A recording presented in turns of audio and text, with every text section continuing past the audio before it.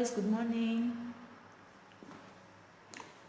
Ito yung buhay ng OFW guys. So wala pang 6 o'clock na sa ano na kami. So work na kami. Yung kasama ko yan guys, nurse siya dito. Tapos, ito yung mga ginawa kong cage na ano, gagamitin ngayong ano nga? Open day. Sa open day kasi, lahat kami every week naka-assign na gumawa na craft.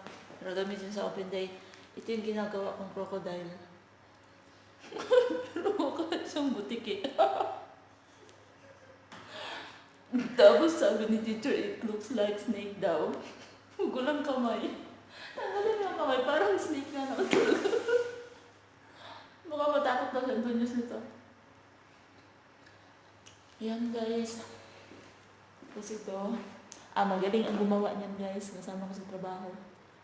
Siya nag-drawing yan lahat. Yun lang. Umpisa ang umaga. Pero itong crocodile, na mukha siyang butiki. Hindi pa siya tapos. Tatapusin ko siya mamaya guys. Pag ano namin, pag break time namin. Ay, may hapon ba lang? Kasi last day niya ngayon tapos bukas i-decorate na siya. Tapos kain tayo guys. Kain tayo. Kain ng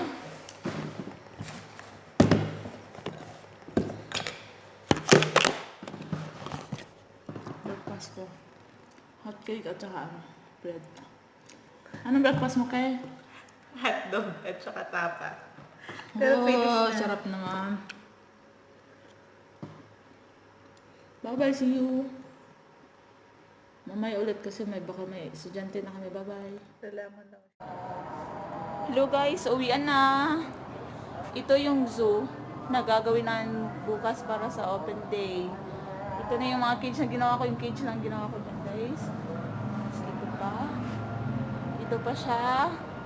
Lahat yan. Ayan siya. Yung aquarium namin na may fish.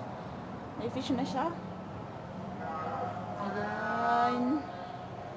Tapos may bird din kami dito guys. May bird kami. Yun. Ayan si Lolong guys. Oh, na mukhang butiki. Si Lolong.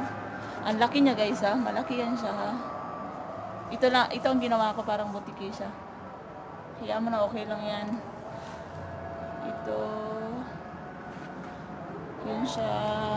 Okay, bye-bye. See you. Uwian na naman. Magluluto pa pag-uwi.